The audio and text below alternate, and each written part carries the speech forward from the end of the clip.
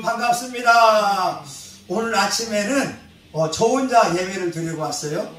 혼자 예배 드리는데 하나님이 벌써 이렇게 4명이나 함께 더불어 예배 드리니까 감개무량합니다. 여러분 얼마나 많이 왔는지 몰라요. 혼자 드릴 때는 쓸쓸했는데 여러분과 함께 하니까 더 은혜가 넘쳐나게 됩니다. 여러분 로마서 15장 13절 제가 지난번에 왔을 때 이렇게 말했어요. 소망의 하나님이 모든 기쁨과 평강을 믿음 안에서 너에게 충만케 하사 성령의 능력으로 소망이 넘치게 하시기를 원하노라. 우리 하나님은 소망의 하나님이 되어주시고요. 여러분 그 하나님 만나면 인생은 살만 납니다. 아니 소망의 하나님이 희망을 주는데 여러분 이와 같이 많이 모였으니까 얼마나 감사합니까? 우리 형편을 보게 되면 형편없는 사람이 되지만 소망의 하나님을 바라보게 되면 소망이 넘쳐나게 되고요. 그 하나님은 어떤 분이냐? 우리에게 평강과 기쁨을 넘치게 하십니다. 삶이 힘들고 어려워도요 그 하나님 만나면 기쁨이 넘쳐서 인생을 살만나게 되고 또 하나님은 어떤 분이냐? 우리에게 성령을 부어주셔서 믿음 안에서 소망이 넘쳐나게 하십니다. 근데 오늘은 우리 하나님은 어떤 분이냐? 초대하는 분이라고 말씀하고 있어요. 여러분 1절에 보게 되면 너희 목마른 자들아 물로 나오라. 돈 없는 자도 오라. 너희는 와서 사 먹되 돈 없이 값 없이 와서 포도주와 젖을 사라. 우리 하나님은 초대하는 분이 됩니다. 저와 여러분은 하나님의 초대장을 받은 분이라고 하는 거예요. 여러분 대통령 취임할 때 청와대에서 초대장을 보내게 됩니다. 우리 그거 한 장 받아도 자신감이 생기잖아요. 왜냐하면 아무나 받는 것이 아니라 장자리 좀 높은 지위에 있는 사람들이 청와대에 초대장을 받을 수 있는 것처럼 저와 여러분은 하나님으로부터 거룩한 초대장을 받은 사람들이라고 하는 거예요. 오늘 말씀해 보게 되면 하나님은 두 무리를 초대합니다. 첫 번째 돈 없고 목마른 자들을 초대하고 계시고 두 번째 돈은 있지만 양식 아닌 것을 위해서 수고한 사람, 배부르게 못한 것을 위하여 수고한 사람을 초대하고 있습니다. 여러분 돈 없고 목마른 자들 한번 생각해 보세요. 이 목마르다고 하는 이 원어의 뜻을 보게 되면 이게 소와 양을 목초지에서 기르고 있는데 목초지가 바싹 말라서 소와 양이 먹을 수 있는 풀이 전혀 없는 상태를 말하고 있습니다. 목이 말랐다. 내 인생에 희망이 없다고 하는 거예요. 마치 창세기 1장 2절처럼 땅이 공허하고 혼돈하고 흑암이 깊은 위에 있는 것처럼 우리 인생이 혼돈되어져 있습니다. 질서가 잡혀있지 않아요. 하루하루 여러분 살아가는 것이 무거운 짐이 되어지고 또 공허합니다. 열심히 살아왔지만 그 마음에 채워지지 않는 그러한 무엇인가 있다고 하는 거예요. 또 흑암이 깊은 위에 있어서 내가 아무리 애쓰고 수고해봐도 언제 고생이 끝날지 아무 기약도 없는 상태, 바로 목마른 상태라고 성경은 말씀하고 있어요. 그런데 우리 하나님은 저와 여러분의 형편이 그와 같이 암담하고 공허하고 흑암이 깊은 위에 있다 할지라도 주님 앞에 나와서 돈 없이 값 없이 포도주와 젖을 사라고 말씀하고 계십니다. 여러분 저는 본문을 읽으면서 은혜 들은 말이 뭔지 아세요? 돈 없이 값 없이 사 먹으라고 하는 거예요. 얼마나 좋아요. 여러분 이번 주 월요일 날 말입니다. 저희 딸이 갑자기 문자를 보냈어요. 아빠 도로 주행비가 65,000원인데 내가 지금 2만원이 있어요. 아빠가 좀 보내주세요. 근데 제가 쓸 수 있는 마이너스 카드는 1200원밖에 없었습니다. 와, 여러분 그런 느낌 아세요? 내가 쓸 수 있는 돈이 1200원밖에 없어서 딸이 요구하는 65,000원을 대줄 수 없는 아빠의 안타까운 심정. 오늘 하나님은 말씀합니다. 돈 없이 값 없이 와서 포도주와 젖을 사라고 말씀하고 있어요. 아멘. 다시 말하면 돈 없이도 예수 믿을 수 있어. 아멘. 돈 없이도 예수 믿으면 하나님께서 포도주를 주고 아멘. 젖을 줄 것을 말씀하고 있습니다. 아멘. 여러분 불교에서는요 장애인들을 좋아하지 않는다고 해요. 왜 그러냐면요 그들이 전생에 죄를 지었으니까 장애인으로 태어났다고 하는 거예요. 그리고 이슬람에서는 장애인들은 모스크에 들어갈 수가 없다고 합니다. 온전하지 못하니까. 그런데 유독 기독교에는 장애인이든 정상인이든 누구든지 간에 다 오라고 우리 하나님은 초대하고 계시다는 거예요. 아멘. 할렐루야. 아멘. 저와 여러분 예수 믿는 게 복받은 거예요. 여러분 불교는 저주받은 사람은 장애인이라고 여기고 있다니까요. 근데 우리가 그 예수님 믿고 있으니 얼마나 감사합니까? 아멘. 여러분 예수님은요 하나님은 돈은 있지만 제대로 못 쓰는 사람들도 초대하고 있다는 거예요. 얼마나 불쌍해요. 제가 들은 말 가운데 가장 불쌍한 사람이 1000억이 있었대요. 1000억이 있었는데 성신교회를 누가 소개해서 성신교회에 한 10억만 줘라 얘기했었어요. 그분이 10억 주지요 라고까지 확정을 했는데 이분이 국수를 먹다가 체해서 돌아가신 거예요. 아이고, 아니 10억을 주고 갔으면은 우리 교회 세워졌을 텐데 그냥 국수 먹다가 돌아가셨는데 장례식장을 가보니까 부인이 있고 아들들이 3명이가 있는데 그 아들들 얼굴이 입이 귀에 걸려 있다는 거예요. 와, 적어도 몇백억이 차있고 떨어지잖아요. 근데 그분이 장로님이었습니다. 여러분 얼마나 안타까운지 몰라요. 자기 수중에 1000억이 있었는데 아니 100억만 가지고도 가난한 교회들 1억씩 주면 100개의 교회를 세울 수 있고 1000만원씩만 줘도 1000개의 교회를 세울 수 있는데 1000억이라고 하는 엄청난 돈이 있었는데 주를 위하여 한 번도 써보지 못하고 국수 먹다가 죽으니까 아들들이 아버지의 죽음을 슬퍼하는 것이 아니라 수중에 생긴 200억, 300억 가지고 좋아하더라. 오늘 하나님은 말씀하고 있습니다. 2절에 양식 아닌 것을 위하여 은을 달아주며 배부르게 못한 것을 위하여 수고하느냐. 우리 주님은 돈 없는 데도 오라고 말씀하시고 돈 있지만 잘못 쓰고 있는 사람들을 초대하고 있어요. 예수님은 말씀합니다. 예수 이름으로 어린 소자에게 냉수 한 그릇 대접한 것도 상이 있다고 말씀하잖아요. 아니 여러분 세상에서 가장 돈을 잘 쓰는 곳이 하나님을 위해 쓰는 거 아니겠어요? 교회 위해서 쓰는 것처럼 귀한 것이 어디 있겠습니까? 그래서 저와 여러분들은 늘 이 마음을 가졌으면 좋겠어요. 나는 하나님의 초대장을 받은 사람이다. 저희 교회에는요 천사분들이 많아요. 천사라고 하는 분들은 장애를 입은 사람들, 수급자나 나이 드신 분들을 제가 지칭하게 됩니다. 근데 이분들을 바라볼 때에 저의 생각은 하나님의 초대장을 받은 귀한 분이다.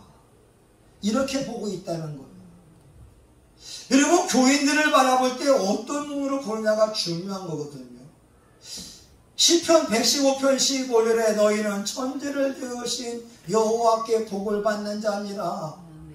여러분, 성도 한 사람 한 사람이 하나님께 복을 받는 자라고 하는 것이고, 이사야 49장 16절에는요 너의 이름이 내 손바닥에 새겼고, 저와 여러분의 지금 이름이 하나님의 손바닥에 새겨져 있다고 하는 거예요. 할렐루야. 아멘. 여러분, 저는 우리 교인들을 바라볼 때마다 하나님의 초대장을 받은 사람, 그러니 그 누구도 내가 함부로 할 사람은 없습니다. 장애인이든 수급자든 또한 어르신들인지 간에 내가 함부로 대할 수 있는 사람은 아무도 없어요. 왜냐? 하나님의 초대장에 응해서 교회에 나온 사람들이니까. 시편 16편 3절에 보게 되면 땅 위에 있는 성도는 존귀한 자니 나의 모든 즐거움이 그에게 있도다. 한 사람 한 사람이 다 소중하다고 하는 거예요. 우리 방송용 목사님 통하여 은혜를 받았잖아요. 여러분, 변화가 필요합니다. 우리 생각의 변화가 필요한 거예요. 신앙생활하면서 다 중요하잖아요. 믿음도 중요하고 사랑도 중요하고 다 중요한데 어쩌면 가장 중요한 것이 생각의 변화가 아니겠어요? 왜냐하면 로마서 8장 5절에 보게 되면 육신을 쫓는 자는 육신의 일을, 영을 쫓는 자는 영의 일을 생각하나니 육신의 생각은 사망이요 영의 생각은 생명과 평안이라. 아니, 저와 여러분이 교인을 바라보는 생각, 이것만 영적인 생각으로 해도 목회 생활이 즐겁습니다. 목회는 할만합니다. 인생은 살만납니다. 아니, 소망의 하나님을 만나면 살만나지요. 우리 지난주에 저희 사모님이 여기 강단에서 설교했는데 제가 울었다니까요. 왜? 이사야 45장 3절에 보게 되면 흑암 중에 보화와 은밀한 곳에 재물을 두어서 너로 하여금 너를 지명하여 부른 자가 나 여호와인 줄 알게 하리라. 아멘. 근데 2절에 있더라고요. 내가 앞서 가서 험한 곳을 평지가 되게 하고 농문을 쳐부수고 쇠배짱을 꺾고. 근데 중요한 것은 하나님께서 우리 앞서서 험한 곳을 평탄하게 만들고 쇠배짱을 꺾어야 숨은 재물이 와요. 은밀한 재물이 드러나요. 그러니까 우리가 할 일은 뭐냐? 성령의 충만함을 입어서 하나님이 내 앞서서 역사하시도록 나를 바꾸어내면 되는 거예요. 아멘? 많은 사람이 숨은 재물을 원하고 은밀한 보화를 원하는데 하나님이 앞서서 역사해야 되잖아요. 근데 내가 안 바뀌면 안 된단 말이에요. 지난주에 임미선 목사님이 설교를 하셨어요. 자기 평생에 처음 설교했다는 거예요. 그러니까 예레미야서 말씀을 읽다가 에베소서 갔다가 이리 갔다 저리 갔다 이리 갔다 저리 갔다 하는데 저는 은혜 받았어요. 왜 그런지 아세요? 중구난방으로 설교하는데 한마디 하는 거예요. 의사는 칼을 잘못 쓰면 사람을 죽이고 목사는 설교를 잘못하면 사람을 죽인다 했는데 와, 그 말을 내 마음에 새겼어요. 그리고 그 다음 수요일 날 교회 가서 기도하는데 제가 우리 사모님에게 했던 말들을 떠올리면서 눈물이 주르륵 납니다. 내가 했던 그 말이 우리 사모에게 얼마나 아픔이 되었을까. 눈물을 주르륵 흘린 다음에 점심을 준비하러 교회에 왔길래 여보, 내가 어제 설교를 들으면서 회개하고 미안해 하니까 우리 사모님 하는 말, 많이 아팠지요. 많이 아팠지요. 여러분 보세요. 목사인 저도 기도하며 살아왔지만 수십 년 동안 우리 사모의 가슴에 칼질하고 있었으니까 하나님이 숨은 재물을 주려고 해도 하나님이 은밀한 곳에 보화가 드러나게 하려고 해도 하나님이 내 앞서서 세뱃장을 꺾고 그 엄청난 복들을 나에게 주려고 해도 하나님의 딸인 아내의 마음을 아프게 했으니 하나님이 잠잠히 기다리신 것이 당연하지 않겠습니까? 예.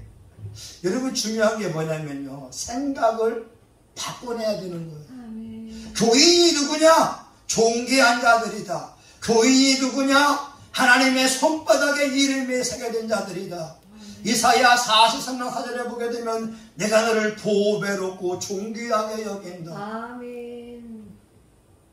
근데 오늘 본문은 하나님의 초대를 받은 자들이라니까요. 우리 하나님은 저와 여러분을 초대할 뿐만 아니라 하나님은 공짜를 주는 것이 아니라 선물을 주는 분이 됩니다. 여러분을 1절에 보게 되면요, 값없이 와서 포도주와 젖을 사라고 분명히 말씀하고 있잖아요. 하나님이 우리에게 세 가지를 줍니다. 첫 번째, 물을 주시는 거예요. 여러분, 이스라엘은 70%가 사막이기 때문에 물이 귀합니다. 물이 엄청 귀하잖아요. 우리 군대에서 유격훈련 받아본 사람들은 물의 소중함을 압니다. 유격 받을 때 1시간 끝나게 되면 그냥 소금 먹고 물 먹고, 1시간 훈련 받으면 소금 먹고 물 먹고, 우리 전투복이 그냥 소금에 쩔어 있으니까 그 정도로 힘들거든요.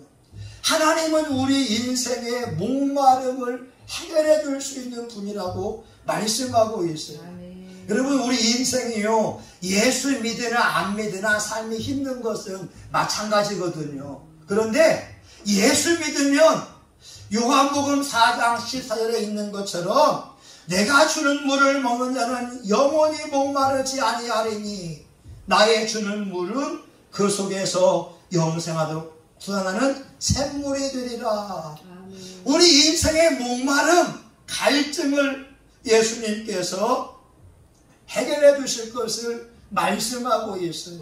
아멘. 그래서 우리 인생에 진짜 예수님 만나면 생수의 성령을 체험하게 되고 아멘. 인생의 기쁨과 즐거움이 넘치게 됩니다. 아멘. 여러분, 우리 주님은요, 우리의 빈 가슴을 꽉 채워줄 수 있어요. 아멘. 여러분, 부족하잖아요. 돈이 부족할 수 있고 뭔가 마음의 평안이 부족할 수 있지만 우리 주님께 나오게 되면 하나님만이 주는 위로와 평강이 있습니다. 강원도에 살던 할아버지 이야기 한번 할게요. 오래된 이야기입니다.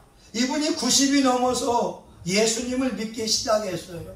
교회에 나오게 되니까 목사님이 너무나 반가웠고 할아버지에게 말하죠. 할아버지, 이제는 예수님 믿으면 기도해야 됩니다. 할아버지 삶 속에 힘들고 어려운 일이 있으면 하나님 이름을 부르고 소원을 아린 다음에 맨 마지막에 예수님의 이름으로 기도하면 됩니다. 근데 그 다음날 문제가 생겼어요. 할아버지가 애지중지하던 그런 소가 일어나지 않는 거예요. 밥을 줘도 일어나지 않고 그 소 이름을 불러도 일어나지 않으니까 수의사를 불러왔어요. 수의사가 하는 말이, 할아버지, 이 소는 금방 죽을 소입니다. 이 소를 잡아먹든지 빨리 팔든지 해서 어느 정도 값을 받으시기 바랍니다. 갑자기 이 할아버지가 목사님이 해준 말이 떠오르게 됩니다. 할아버지, 삶 속에 어려움이 있으면 기도해야 됩니다. 하나님의 이름을 불러야 됩니다. 하나님, 제가 90이 넘어서 교회 나오기 시작했는데 이 자식 같은 소가 어디가 아픈지 일어나지 않고 밥도 먹지 않습니다. 하나님, 만약 이 소가 죽는다면 동네 사람들이 나를 보고 뭐라고 하겠습니까? 늙음하게 예수 믿어서 저 할아버지 망했네 하지 않겠습니까? 하나님, 이 소 좀 일으켜주세요. 근데 할아버지가 기도를 끝맺을 수가 없었습니다. 왜 그랬을까요? 우리 방송용 지도 목사님, 우리 박사님, 왜 90일 먹은 할아버지가 기도를 끝맺지 못했을까요? 예수님의 이름으로 까먹어가지고. 와, 정답입니다. 목사님 이 내용 아세요? 정답이거든요. 이 할아버지가 마지막 예수님의 이름으로 기도합니다 해야 되는데 그 이름을 까먹어 버렸어요. 그래서 할아버지가 그 이름이 뭐더라, 그 이름이 뭐더라, 그 이름이 뭐더라. 이 할아버지가요, 마음을 먹어요. 아, 내가 내일 새벽에 일찍 일어나서 목사님에게 물어봐야 되겠다. 목사님, 누구 이름으로 기도해야 됩니까? 강원도 산골은 해가 뉘엿뉘엿 지지 않습니까? 일찍 지기 때문에 그가 잠을 청하려고 자기 방에 누워 있었는데 자기 방에 눕자마자 천정에서 하나님의 음성이 들립니다. 그 이름은 예수니라. 그 이름은 예수입니다. 이 할아버지가 무릎을 치면서 아, 맞다, 그 이름 예수. 그리고 외양간에 누워있는 그러한 소에게 손을 대며 기도합니다. 예수의 이름으로 일어나라. 아멘. 여러분, 이 간증이 20년 전의 이야기지만 들을 때마다 감동되는 것은 그 할아버지가 얼마나 예수님의 이름을 알고 싶었으면 그 이름이 뭐더라, 그 이름이 뭐더라, 그 이름이 뭐더라. 우리 하나님께서 내일 아침까지 기다리지 못하고 오후 늦게 할아버지가 누웠을 때 그 이름은 예수니라. 오늘 저와 여러분 삶에 문제가 있을 수 있잖아요. 간절히 기도하면, 간절히 예수 이름 부르면, 간절히 하나님의 얼굴을 구하면 우리 주님은 우리의 소원을 이루어줄 줄 믿습니다. 아멘. 하나님은 물을 주세요. 필요한 거 채워주세요. 아멘. 하나님은 또한 젖을 주는 분이라고 말씀하고 계세요. 우리 인생을 살 때 물만 먹을 수 없잖아요. 여러분, 지금 이 물이 얼마나 달콤하겠습니까? 기가 막힙니다. 근데 인생은 물만 먹고 살 수 없어요. 일용할 양식이 필요하지 않겠어요? 이스라엘 사람들이 출애굽할 때 며칠분의 식량을 준비했지만 우리 하나님은 그들을 위해서 만나와 메추라기를 준비하여 주셨습니다. 오늘 하나님은 저와 여러분 인생에 필요한 물질을 다 준비해 놓으시고 예수 먼저 그의 나라와 그의 의를 구하면 이 모든 걸 채워 주겠노라고 아멘. 약속하고 있습니다. 아멘. 저는 2021년 3월 달에 우리 사모님에게 처음으로 고백했어요. 내가 당신 덕을 보고 삽니다. 2년 전이잖아요. 근데 기록에 보니까 2022년 9월 27일에 돼야 이 말이 또 이루어집니다. 다시 말하면 1년 6개월 동안 제가 우리 사모님에게 당신 덕을 보고 삽니다라고 했지만 1년 6개월의 과정은 립서비스만 해왔다는 거예요. 근데 2022년 9월 27일 날 사랑의 교회에서 이렇게 목사님들 노트북을 뽑는데 저희 사모가 당첨이 된 거예요. 노트북이. 이번에 캄보디아 갈 때요. 캄보디아 갈 때 우리 컨퍼런스 3월달에 제가 화요일날 수요일날 왔다가 갔잖아요. 저희 사모님이 자기 친척 집에 가서 1:1 양육을 하고 이렇게 했는데 차를 타자마자 하는 말이 뭔지 아세요? 목사님, 캄보디아 선교비 나왔어요. 그런 거예요. 캄보디아 선교비 나왔다는 거예요. 자신감 있게 말합니다. 캄보디아 선교비 나왔다는 거예요. 우리 다 카드로 해가지고 비행기표 다 끊고 또 들어갈 돈이 또 몇백이 되는데 우리 사모님 하는 말, 암 걸린 그 친척이 있는데 이제 그분을 위해서 간절히 기도했는데 그 언니분이 이제 봉투가 두 개가 있더래요. 하나는 11조 50만 원, 하나는 ADHD 돼 있는 그 아들이 우리 사모님과 1대1하면 좋아지니까 노가대에서 벌은 11조가 있거든요. 두 개를 놨대요. 근데 암 걸린 친척을 위해서 눈물로 기도하니까 기도 끝나자마자 그 언니가 50만 원 봉투에 돈을 넣어서 총 530만 원을 줬다고 하는 거예요. 우리 사모님이 캄보디아 송교비 다 왔습니다. 더 나갔네. 와. 제가 우리 사모 덕을 보고 산다고 이야기하니까 덕보는 일이 생기더라 이 말입니다. 오늘 하나님은 젖을 준다니까요. 일용할 양식을 준다니까요. 우리 하나님은 빌립보 4장 19절 나의 하나님이 그리스도 예수 안에서 그 영광 가운데 그 풍성한 대로 너희 쓸 것을 채우시리라. 아멘. 오늘 저와 여러분의 삶 속에 물질이 필요할 때 공급하시는 그 주님이 여러분의 삶에 역사하도록 간절히 기도할 때 주님을 공급할 줄 믿습니다. 아멘. 여러분 하나님이 또요 물을 주신다고 하잖아요. 젖을 주고 포도주를 준다고 말씀하고 있어요. 이 포도주는 즐거움입니다. 기쁨이잖아요. 왜 이스라엘은 물이 귀하니까 포도 수확할 때 전 마을 사람들이 잔치를 벌이고 포도주 만들 때 같이 먹을 때 잔치하잖아요. 저희 전라도에는요 잔치하게 되면 홍어가 빠지면 되지 않아요. 경상도는 문어를 얘기하더라고요. 충청도는 그때 목사님 거기는 계곡인가요? 계곡이요. 네, 계곡이.